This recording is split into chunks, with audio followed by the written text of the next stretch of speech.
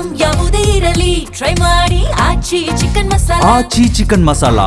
ಬಾಗಲಕೋಟೆಯಲ್ಲಿ ಬಿಜೆಪಿ ಸಂಸದ ಕಾರಜೋಳ ಹೇಳಿಕೆಯನ್ನ ಕೊಟ್ಟಿದ್ದಾರೆ. ದಾವಣಗೆರೆ ಬಾಗಲಕೋಟೆ ಉಪಚುನಾವಣೆಯ ಫೈಟ್ ಕುರಿತಂತೆ ನೀಡಿರುವಂತಹ ಹೇಳಿಕೆ ಇದು. ಕಾಂಗ್ರೆಸ್ ಒಂದು ಮನೆಯಲ್ಲಿ 3 ಬಾಗಿಲಾಗಿವೆ. 2 ಕ್ಷೇತ್ರಗಳಲ್ಲಿ ಬಿಜೆಪಿಯ ಅಭ್ಯರ್ಥಿ ಗೆಲ್ತಾರೆ. ಬಾಗಲಕೋಟೆಯಲ್ಲಿ ಬಿಜೆಪಿ ಸಂಸದ ಕಾರಜೋಳ ಈ ರೀತಿಯಾಗಿ ಹೇಳಿಕೆ ಕೊಟ್ಟಿದ್ದಾರೆ. ಕಾಂಗ್ರೆಸ್ ಅಭ್ಯರ್ಥಿ ಘೋಷಣೆಯನ್ನ ಮಾಡುವುದಕ್ಕೆ ತಿಣುಕಾಡಿದ್ರು. ದಾವಣಗೆರೆಯಲ್ಲೂ ಜನರು ತೀರ್ಮಾನವನ್ನ ಮಾಡಿದ್ದಾರೆ. ದಾವಣಗೆರೆ ಬಾಗಲಕೋಟೆ ಕ್ಷೇತ್ರದಲ್ಲಿ ನಾವೇ ಗೆಲ್ಲುತ್ತೇವೆ ಅಂತ ಹೇಳಿ ಹೇಳಿಕೆ ಕೊಟ್ಟಿದ್ದಾರೆ.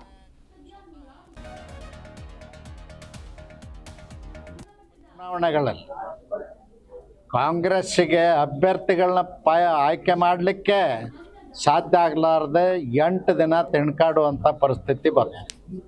ವೇಣುಗೋಪಾಲ್ರವರು, ಶಿವಕುಮಾರ್ ಅವರು ಮತ್ತು ಸಿದ್ದರಾಮಯ್ಯನವರು ಇಡೀ ಅವರ ಪಕ್ಷನೇ ತಿಣ್ಕಾಡುವಂಥ ಪರಿಸ್ಥಿತಿ ಬಂತು. ಮುಖ್ಯಮಂತ್ರಿಗಳೇ ಸ್ವತಃ ಒಂದು ಮನೆತನದ ಜಗಳವನ್ನು ಬಗೆಹರಿಸಲಿಕ್ಕೆ 1 ವಾರ ತಗೊಂಡ್ರು. ಪದೇ ಪದೇ ಅವ್ರನ್ನ ಕರೆದು ಮೀಟಿಂಗ್ ಮಾಡಿದರು.